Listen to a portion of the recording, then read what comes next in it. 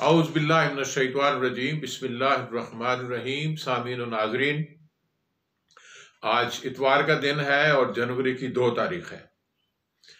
सामीन मोहतरम, आज हम गुफ्तगू करेंगे कि आलमी मईशत किस तरह दुनिया में फ़रोग पजीर है और मुस्तकबिल में मुआशी टाइगर दुनिया का कौन होगा।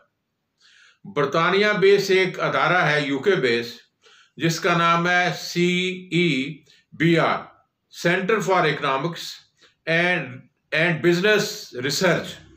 यानी इसने एक रिपोर्ट शाये की है जो बड़ी दकीक हालात और वाक़यात के मुताबिक रिपोर्ट है।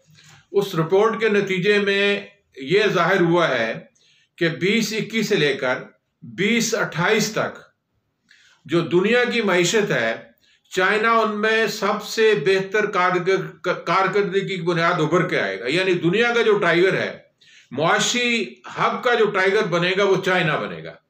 ये रिपोर्ट उनको मिली, मुयस्सर आई है, इस पर बहुत मेहनत शाका हुई है।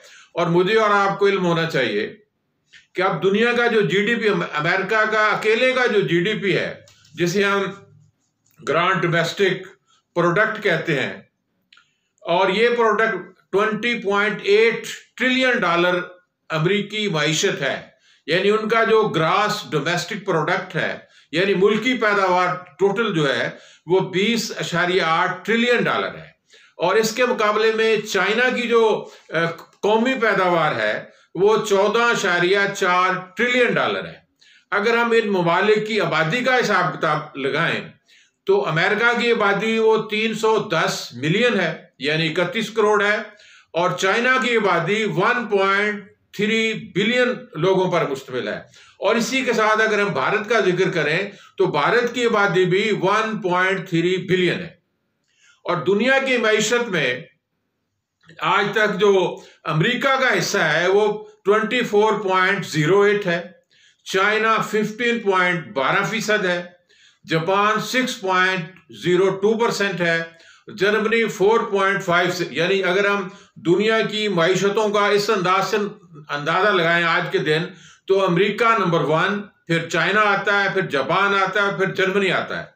और दुनिया भर में एक वर्ल्ड इकोनॉमिक लीग टेबल भी बना है, जिन्होंने ये अंदाजा लगाया था कि जो अमेरिका और चाइना के दरमियान तरक्की है, ये चाइना अमेरिका के बराबर 2033 में आएगा।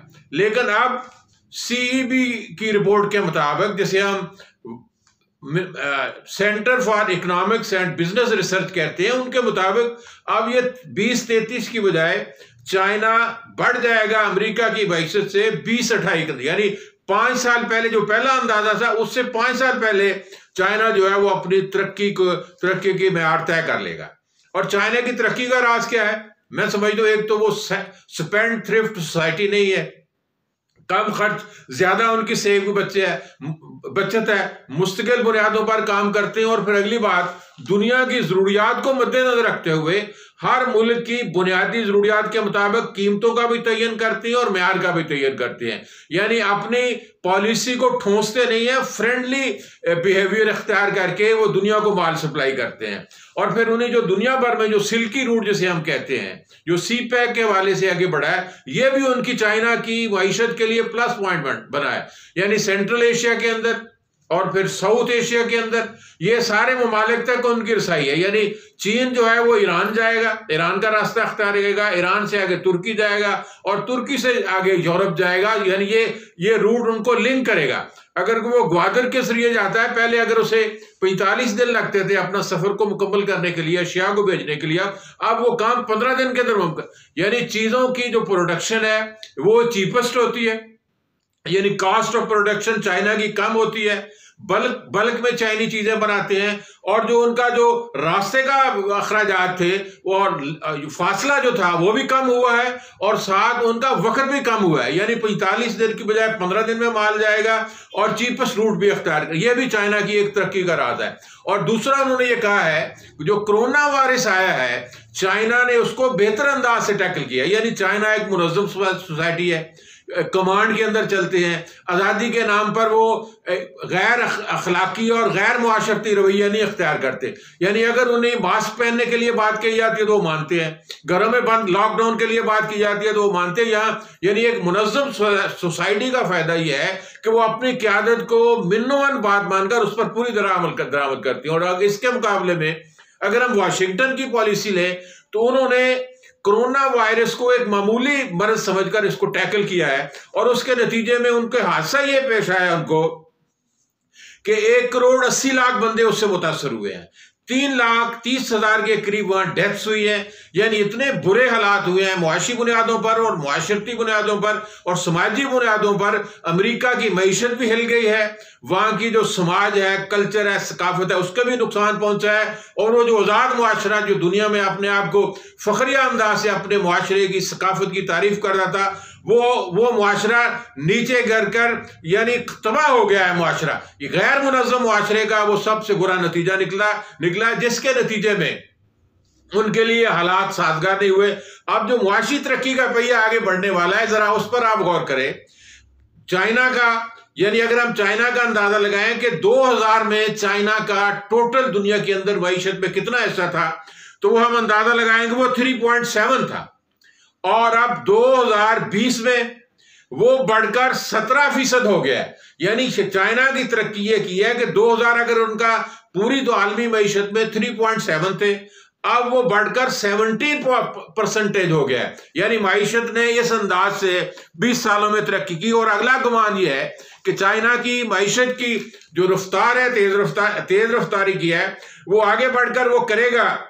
यानी 2000 में 3.6 था, 2020 में 17 पॉइंट हुआ है, और आगे बढ़कर वो जी उसकी जो परसेंटेज है मईशत की तरक्की की, वो 20 से लेकर 20-25 तक 5.7 उसका तरक्की का म्यार होगा। यानी जो ग्रोथ के अंदर इजाफा है वो 5.7 होगा पहले 4 सालों के अंदर। अगले 25 से लेकर 28 तक 4.8% होगा। अगर हम अमेरिका की तरक्की का अंदाजा लगाएं तो आप महसूस करेंगे कि अमेरिका 2021 से लेकर 2022 तक 1.9, 2023 तक 1.9 और 2024 तक 1, यानी अमेरिका की मुआशी तरक्की जो जीडीपी है उसमें इजाफा 1.9 होगा 25 तक, और 25 से 28 तक 1.6% उसमें इजाफा होगा। यानी दुनिया के अंदर जो मुआशी तरक्की का म्यार है वो चाइना अपनी हिम्मत प्रोडक्शन के एतबार से, दुनिया में अपना सरमाए को आगे बढ़ाने के एतबार से वो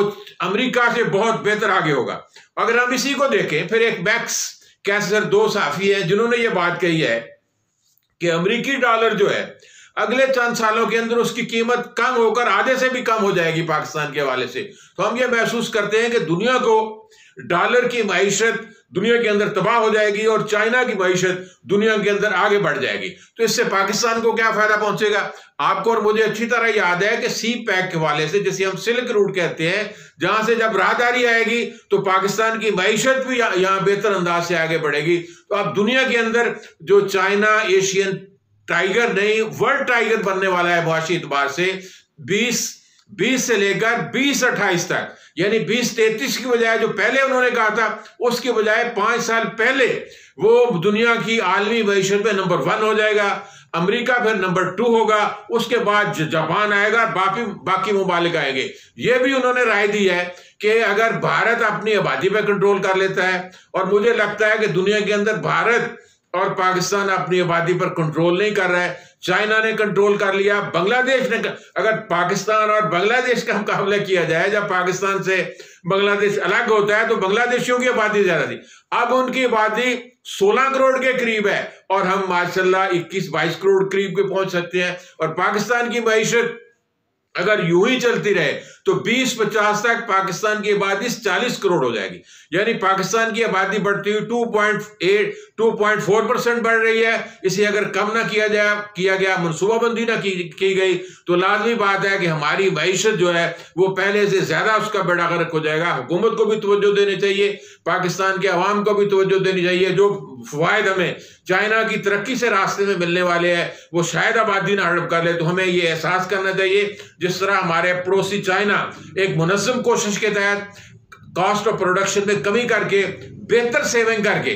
दुनिया में बेहतरीन मुआशरा वो होता है जो जिसके अफराद कौमी सतह पर, इनफरादी सतह पर ज्यादा सालाना बचतें करते हों। चाइना दुनिया में सबसे ज्यादा सालाना बचत करता है, जिसके नतीजे में डेवलपमेंट भी होती है, तरक्की भी होती है, और वो चाइना दुनिया के अंदर 2028 के अंदर दुनिया का वर्ल्ड रिकॉर्ड करेगा। माशी एतबार से पाकिस्तान को भी फायदा पहुंचेगा। वाह खुदा अल्हम्दुलिल्लाह रब्बिल आलमीन।